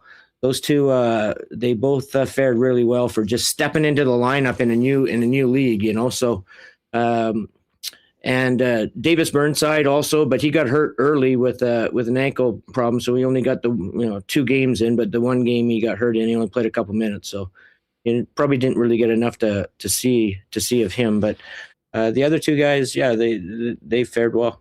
What about Alphonse? Alphonse too. I mean, high end skill. He's a kid that's going to have to get ready and get used to the smaller ice surface and the boxing out and the physicalness in front of the net. But again, definitely showed us his skill level, like it's high end. Now, Mark, focus again on a team that you know really well. The Milwaukee Admirals. I mean, in that Central Division, you play these teams a lot, probably don't like each other very much. You do have the benefit of 3 games at Canada Life Center. Well, hopefully 2 if you can win the first couple. But give us sort of the tale of the tape and the challenge that awaits your team against a very familiar opponent. Yeah, we've played them 8 times this year. And, Carl Taylor, the coach there, we've been in, I think this is our 3rd playoff series against each other. We know how each other coaches. There's no real secrets here system-wise. They know us as well as we know them. It's more about executing your own game better than them at a higher level, I guess. But, what's going to present a bit of a problem for us is they play a heavy game in front of the net. And we're going to have to, we're glad we have Bauer back because he helps us there as far as clearing bodies out of the front of the net and making sure that we box out. But they're going to play a heavy game in front of our net, a heavy game down low in the corners, manage pucks. We're going to have to manage pucks and break the puck out of our zone efficiently, or else we're going to be in trouble. I wanted to ask you about a few players in particular, but you mentioned Tyrell Bauer. He came on a few weeks ago, and I mean, just the most soft-spoken, nicest guy. If you have anyone that's been around the team, you watch what he does with the fans. I mean, he's sort of a dream come true. And then you see what he's capable of doing on the ice, both during the play and, if need be, after gloves are dropped. How important is he to your team, and how big of a boost was it to get him back in the lineup in that final game of the regular season to be ready in time for Milwaukee? Yeah, it's a huge boost to get him back in the lineup. There's no question. I just mentioned some things about Milwaukee and, playing hard in front of our net and him. Like he's a big physical kid, Bauer, who as isn't scared to get involved in the physical side of things. Yes. And he clears the front of the net. He has a presence on the ice. Opposition teams know who he is, and that in itself is a good thing. He probably just has to stand there, and that does the job. But at the end of the day, we're really happy to have him back in the lineup, and we're glad he got a game in Iowa, the last game, so that he could get his hands back and his mentality back into the fast pace. I got to ask you this. You've been around the game for a long time. Have you ever seen anyone that can throw him like him with that level of endurance? And what's his spot on the team like? Like when that sort of thing happens in and around the room, off the ice, how much respect has he garnered from the rest of those guys in that jersey? Yeah, he gets a ton of respect. I mean, the one thing about Tyrell is the game has changed a little bit for him in the fact that he's now a player, and he brings a lot to our team as far as not just fighting but playing.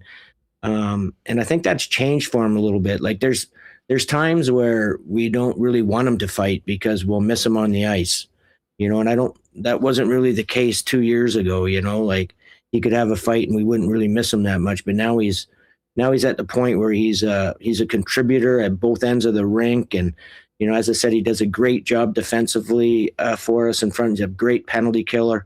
So we miss him when he fights, we miss him for that 5 or 10 minutes or whatever the penalty is. So that's something that, he's starting to learn. But he has a ton of respect within the room. And, it's not just in the room. I think it's in the community and within the whole organization. I think he has a ton of respect. Oh, he is absolutely beloved. Talk to anyone that works with the Moose on a day-to-day basis, and they will ask him about Tyrell Bauer, and give yourself a few minutes because there'll be a lot of accolades coming his way. Mark, finishing up the season, Brad Lambert and Braden Yeager got opportunities with the Winnipeg Jets. They are back. If you could tell us a little bit of what you've seen on their their development throughout the season, and how big of a boost that gives you guys getting those two young men back in the lineup for the playoffs. Well, I'll start with, their development's been good. Like Brad, I think turned the corner probably around Christmas time for us here and started playing the right way, game after game with some consistency as far as, managing the puck, making good outlet passes, just the D side of the game, basically the team side of the game. Game after game, he brought some consistency to that, and then he started adding some offense. So, Brad plays a real good team game now, I feel, and I didn't get a chance to watch a lot of them up, but I understand that he bought himself some ice time by managing the puck properly, and I think he got Coach Arneal's approval of how he played. But Braden, same type of thing. I mean, probably got a little bit longer way to go on the defensive side, body position, the puck battles and stuff, but he's taken huge steps, and I think that showed when he went up to play. I think he looked good. Danny Zhilkin's another kid that we saw get a period of time with the Winnipeg Jets. He seems to be playing up in the lineup as opposed to where he was in the last couple of years. Is this another young guy that's taken a big step forward, and how much will he be leaned on when you guys drop the puck? Yeah, I mean, Danny's into his third year, but he didn't play. I think he only played 90 games in the first 2 years. So his timeline wasn't that long before he turned the corner here again. He's a number one centerman in the American Hockey League, and he's I think when he got called up to play games, he did well. Danny's an NHL player for me right now, and for our coaching staff. He plays at both ends of the rink, and he plays hard. Plays hard minutes. He's physical, takes pucks to the net, great speed. So yeah, Danny will play a huge role in these playoffs as far as penalty kill, power play, and a first line centerman. Mark Morrison, head coach of the Manitoba Moose, with us before Game 1 of the Calder Cup playoffs tomorrow night, Canada Life Center. Ticket link in the chat. Grab them, and we'll see you down there getting behind the Moose. You mentioned turning the corner for Brad Lambert earlier in the season. We talked a lot about Colby Barlow. The offense wasn't really there. He finished off with 4 goals in his last 4 games. What have you seen from Barlow as of late? And does it feel like he's maybe really caught on and is turning the corner right into the most important time of the year?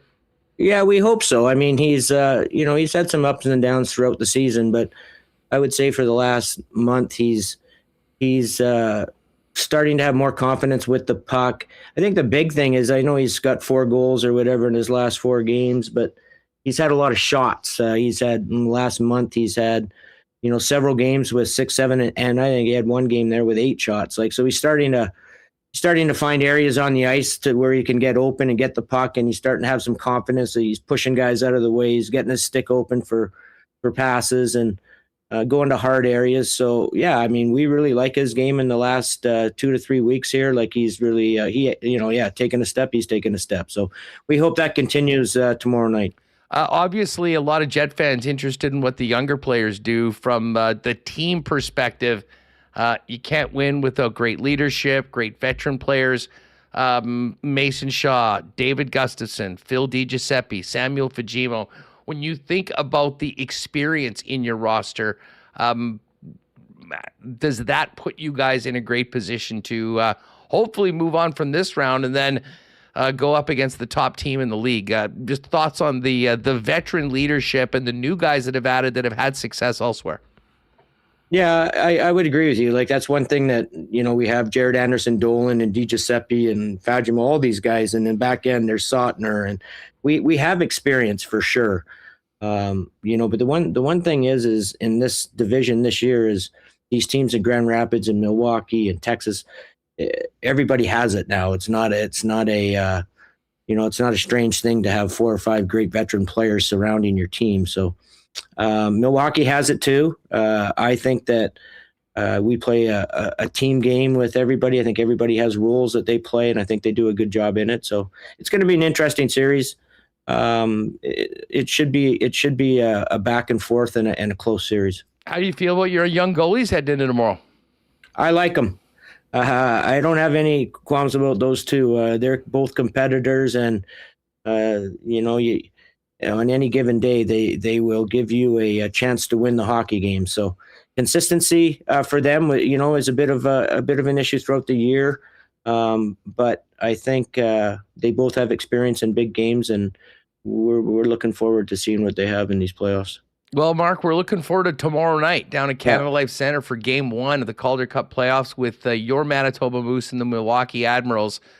I guess the only thing left to do is get a good sleep, get out for the morning skate, and then put together a lineup card for a guy that, and listen, you'd rather have too many guys than too few, but how much of a challenge is it going to be whittling it down and finding what your roster for the game is going to be like with so many available players and a bunch of guys that have probably, made a pretty good case to be in that lineup? Yeah, it's true. It's not easy. I mean, I've probably been thinking about it for a week now because we sort of have an idea of the players that are going to be here. But, at the end of the day, you got to put together your best group, your best players, or who you think is going to perform the best here. So there's going to be some guys out that probably aren't going to be happy, but it's playoffs. So you have a different mentality. It's all about the team. Mark, good luck tomorrow and throughout the first round, and hopefully we can do this again in subsequent rounds. Get that first one tomorrow night. We're looking forward to it. Appreciate you joining us. Thanks, Huss. Appreciate. Right on. There's Mark Morrison, head coach of the Manitoba Moose. Tomorrow, 7 o'clock, Moose and Admirals. And right there in the link, we got a deal for you folks, a little WST discount for you. So if you're thinking about going to the game, if you're listening to the podcast, we'll put this in the description of the podcast and the YouTube. So if you're listening to this after the fact and want to jump on that ticket offer, you can do it through there on YouTube or on the podcast. Great stuff. Listen, we're going to bring Remo in a minute. But yesterday, told you about the launch of the 2026 Tri-Hospital Dream Lottery, which is back to support Manitoba's 3 major hospitals, including Manitoba's only children's hospital. This is your chance to become an instant millionaire in the biggest ever grand prize draw with your choice of 5 dream home packages, each worth over $1.7 million in Winnipeg, Headingley, or oceanfront on Vancouver Island, or the largest cash option of $1.35 million, and that's tax-free. You'll get rewarded for buying early with more early prize draws than ever before. Obviously, the grand prize we mentioned, $1.35 million, or the homes. You get your tickets now. You're in for the spring bonuses, which is $40,000 tax-free cash, or a Subaru Crosstrek Hybrid plus a paddleboards package, or a Toyota Corolla Cross Hybrid plus a kayak package. Some great shopping sprees as well. And $1,500 tax-free cash, a number of winners right there. The summer bonus is a Land Rover Discovery Sport Landmark, or a Mercedes-Benz GLC 300, or $62,500 cash, and 10 more winners of $1,500. And then the early bird, the biggest early bird ever, a Land Rover Range Rover SE Plus, $50,000, or $210,000 cash. Another 25 extra winners of $500. Don't forget the 50/50 plus. It is all in support of the HSC, the St. Boniface Hospital, and the Health Sciences Center Children's Hospital. Order online right now at tryhospitaldream.com. You can also pick up your tickets in person at London Drugs, St. Vital Center, and CF Polo Park, or select Red River Co-op food stores. Again, Tri-Hospital Dream. Good luck. Win the biggest grand prize ever and support our 3 Manitoba hospitals. Right now, before early bird dates kick in. Should be a fun one tonight. I can't wait for this Buffalo-Boston game. We'll hit the lines on that in a minute. Montreal and Tampa, just among few of them. Folks, if you're looking for a great spot to watch the games, get down to your local Boston Pizza right now. Set up shop with all of the NHL Stanley Cup action and enjoy ice-cold schooners, world-famous BP wings, gourmet pizzas, and more. Of course, Oilers tomorrow night, Sens tomorrow night. The Canadian team in action tonight is the Montreal Canadiens. All the action at your local Boston Pizza waiting for you and your gang. Staying at home, you can order online at bostonpizza.com. Finally, we're getting some nice weather, and that means we're going to be golfing real soon. I cannot wait to get out and see all the fellas and the gang down at Breezy Bend for another great season of golfing. If you are looking for a long-term home for you and your family at one of Winnipeg's top private courses with an amazing junior program, ladies program, practice facility, social activities, and an amazing course that has been improved with multiple big-time improvements over the last number of years, Breezy Bend is the spot. Go to breezybend.ca for more information on the upcoming season membership and more. And also want to shout out the gang at Aikens Lake Wilderness Lodge. I know Pitt, Pat, and the guys are going to be up in the air on their way for another season of monster master anglers and good times at Aikens Lake. If you're thinking about a world-class fly-in fishing trip where you can be on the water in less than 2 hours from the city of Winnipeg, Aikens Lake is the spot. And as incredible as the world-class fishing is, the world-class hospitality even exceeds that. Go to aikenslake.com to learn more on everything awaiting you at Aikens and to find out more on availability for the 2026 fishing season. All right, let's get Michael Remis back in here. And Remo, a fun conversation with Mark Morrison. I'm quite excited for this game tomorrow night. I will be there and hoping to see some good things for the Manitoba Moose, considering that the building's a little emptier than we expected it to be at this time of year. Yeah, I'm getting a lot of memories of going to Moose playoff games, before the Jets return, thinking about how packed the arena can be with fans. So, hey, no Jets home playoff action, but the Moose are here. Some big roster changes, which you mentioned, guys who were on most recently on the Jets, like Lambert and Yeager, back with the Moose. So, should be a fun one. Big rivalry game as well. Moose versus Milwaukee Admirals. So we do have the link in the pinned comment and in the description of this video and the podcast for podcast listeners if you want to get those $17 tickets. Yeah, I'm really interested as to how this lineup is going to look tomorrow. I mean, I look at the lineup from the last game of the season. And, you had Mason Shaw with David Gustafson and Walker Dewar. Those guys will all be in, I think, for sure. Jad, Danny Zhilkin, Samuel Fajimo. Those guys will be in there for sure. DiGiuseppe, a veteran that won the Calder Cup last year, he's in for sure. I would imagine Parker Ford is in. Colby Barlow's been playing very well. You'd think that he's going to be in. Then that fourth line, Fabian Wagner, Jacob Julian, Lucas Wallin. You got to make room for Brad Lambert and Braden Yeager, who will almost certainly be in. So is it two of those guys coming out of the lineup? I guess we will see. And then, of course, getting Tyrell Bauer back, both for the team and for the fans, big time. He was back with Ashton Sautner in that game last week. And I would think we'll probably see Thomas Milic get the start, after the season that he had, being named the team MVP. Would be logical. But the one thing with all of these guys there, I mean, it is a short series. So, I mean, you make decisions and then you don't have a lot of time to work with them. But I have to say, Morrison, it's a blessing and a curse, Reem, in that he does have a lot of options.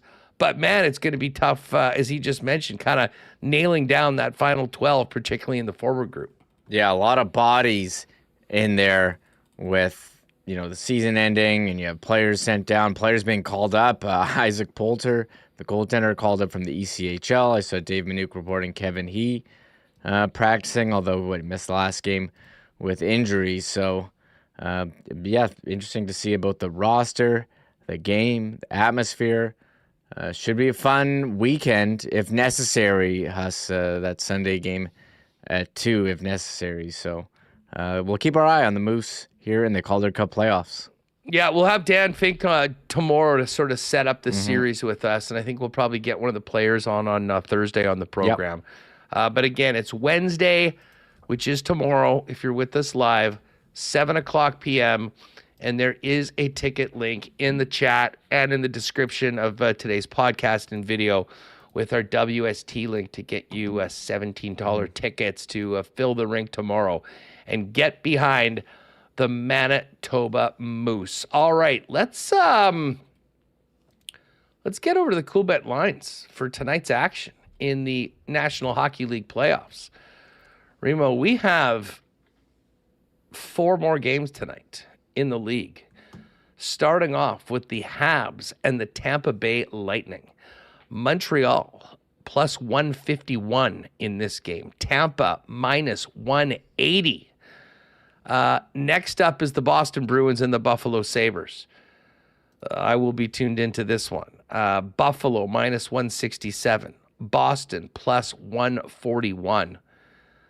Utah and Vegas Golden Knights. That one, that's the shortest number on the board today. Vegas is minus 154. Utah plus 130. And then, no surprise, the Avalanche, a big favorite tonight, minus 266 against the Kings, plus 220. Yeah. What do you like tonight when you look at the board? I really want to know if Utah is going to tie this up. Utah and Anaheim kind of similar, where you have a team that's not experienced in the playoffs, have a lead for most of the game, and then, the veteran, former Stanley Cup finalist and winner of Golden Knights and the Stanley Cup finalist in Edmonton finds a way to pull away at the end, just when it looks like there's going to be an upset. So Utah, very intriguing. The Kings held tight against Colorado, really put the pressure on. I think they're going to lose, but, they're a team that likes to play slow, limit shots. Could they get a win? I don't think so, but I guess the pressure's probably most on Tampa at home. You lost game 1, up against this upstart they got to have Montreal it. They got to have team. it tonight. It's going back to Montreal, and it's funny, I talk about young teams in the playoffs. Well, Montreal, they were there last year, but they're kind of like the, 27-18 Jets almost, maybe a year before, where, they've got all this young talent there. Slavkovsky with the hat trick. Pressure's on Tampa on this one, so maybe that's probably the game to watch. But what was the question about the upset? I still like Utah at plus 130. I would take them or Boston, even one of those two. I'm staying away from that game tonight. I am going to take Tampa. I mean, they know what this time of year is about. It was a very, very tight, close game. I expect something similar tonight, but I think Tampa finds a way to get it done. I'm with you. I think Utah is live in this game. This is a stay away for me. Really don't have a good lead on either side, but wouldn't be surprised if Utah did win. But I love the Avalanche and I love the Sabres tonight, and I think I'm going to hit the puck line on both of those.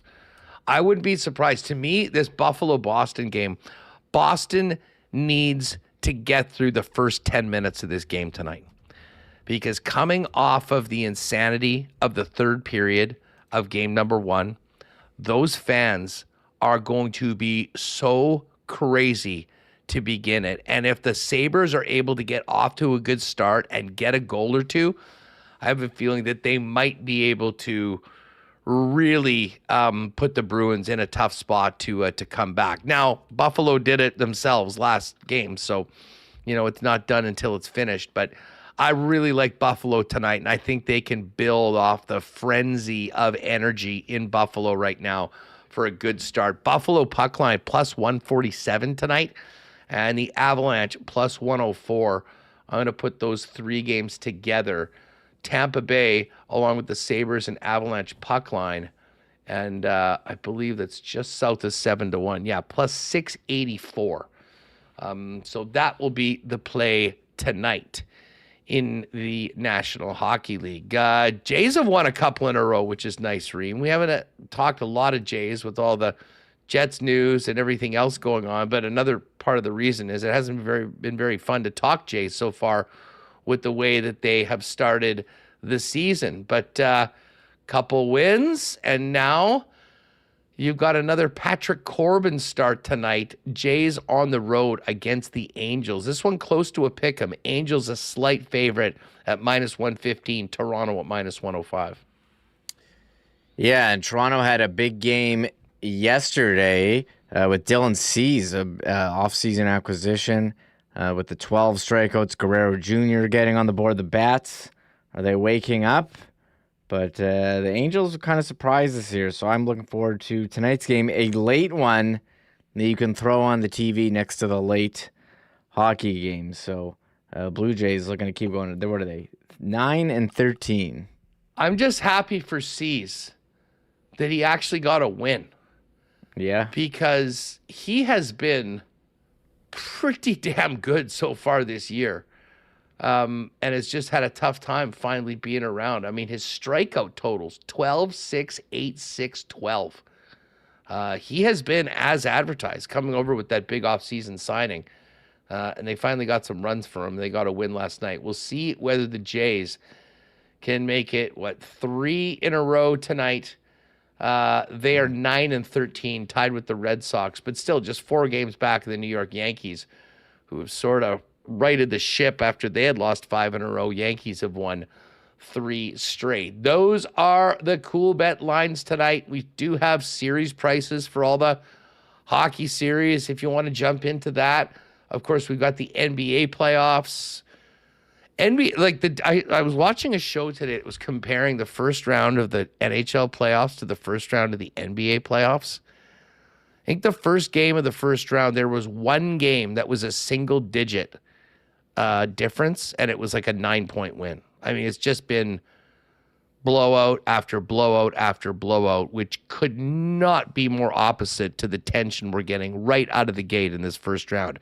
Just as Gary told us, right, Remis? The Gary's right, Huss. He's got the best matchups in the first round. So, of course, you're going to have good games when you have the second best team in the league play the 4th best team in the first round. You don't have these lopsided matchups. Why wait? Yeah, why wait? So you want the best matchups out of the gate. I mean, TNT viewership, I just saw, is way up in the U.S. And it's kind of funny, the NBA, I mean, you do have a lot of teams tanking, and they're a bit of a difference there. And we did have, the L.A. Kings, who were the wild card too, I mean, have a 1-goal game with Colorado, who is far and away LA Kings are not team. good for TV. Let me just say that. I agree with compared to all of these other series that we're watching, they can even make the Avalanche look a little boring, to be honest with you. But I don't think we'll have to worry about the Kings for too much. Big chance, though, for Colorado. If they can go up 2-0 and maybe squeeze this series out very quickly in 4 or 5 games, they'll be in a great spot against the survivor of the Dallas-Minnesota series. By the way, that series right now, heading back to Minnesota, a straight-up pick'em. -110 on either side for Dallas or for Minnesota. Wild, obviously, now have gained home ice advantage. Pittsburgh right now, if you're wondering what their number is, +315 to come back and win their series. And the Ottawa Senators down 2 are 5-1, +500. Utah, if you like Utah tonight and you think that they're still alive in this series, that's another bigger number, +260 if you want to take a bit of a swing. And that Tampa-Montreal series price, Tampa -116, Montreal -104, so very close to a pick'em. That'll obviously change significantly depending on the action tonight. Fun show, Reem. Lots of Jets talk, some good NHL stuff with Dave McCarthy. And then, of course, Mark Morrison. Looking forward to reaching out and hopefully having Adam Bighill on in the next little bit. He, of course, announced his retirement as a Blue Bomber yesterday. And you know what? It won't be long, Reem, before it's May. And we're welcoming the Blue Bombers back and getting back out to Princess Auto Stadium. Yeah, Blue Bomber rookie camp around the corner. The Sea Bears opener is a couple weeks away. Gold Eyes, the snow's melting. I feel like that's approaching. So certainly have lots of stuff to talk about, regarding the Winnipeg Jets and how they move forward next season. I know Murat put forward some ideas in The Athletic today. Murat, man, he's been must-read for me over the last, week and a half here. I mean, he's always must-read us, but especially now with the season ending, everyone coming in with hot takes. So I'm looking forward to hearing from Murat more tomorrow on this show. Yeah, that'll be a feature interview tomorrow with Murat Atesh. And if you want to get ready for that conversation, go over to The Athletic. The title of the latest is How the Winnipeg Jets Became a Mushy Middle Team and 4 Ways to Break Free. There was a long piece on development, reimagine the approach to younger players. And how's this one for a money line at the end of the paragraph? Quote, there is no development in Winnipeg, is how one NHL source put it. That cannot be the case for this team and organization moving forward. We'll dive into it all tomorrow with Murat and much more from the Stanley Cup playoffs and, of course, the Calder Cup playoffs opener tomorrow night right here in Winnipeg. We'll have Dan Fink tee up the Moose and Milwaukee Admirals. It should be a good one, so make sure to join us tomorrow. Huge thanks to Dave McCarthy, Sean Reynolds, Mark Morrison. Again, get your tickets for the Moose game tomorrow. Link in the description and link in the chat. We'll look forward to seeing you there. And a huge thanks to all the sponsors that make the show happen each and every day. Couldn't do it without you. Appreciate all the support from all you listeners of our WST sponsors. Michael Remis, Connor Rabchak, for those guys. I'm Andrew Paterson. Have a great one. Enjoy a little nice weather. Enjoy some more playoff hockey. And we'll see you tomorrow before Game 1 of the Calder Cup playoffs with the latest from around the NHL and the Jets offseason right here on Winnipeg Sports Talk. Have a great one. Oh, my God! Oh! Shut it down! Let's go home! Thanks for tuning in to Winnipeg Sports Talk Daily. Make sure to subscribe on YouTube and your favorite podcast feed at winnipegsportstalk.com.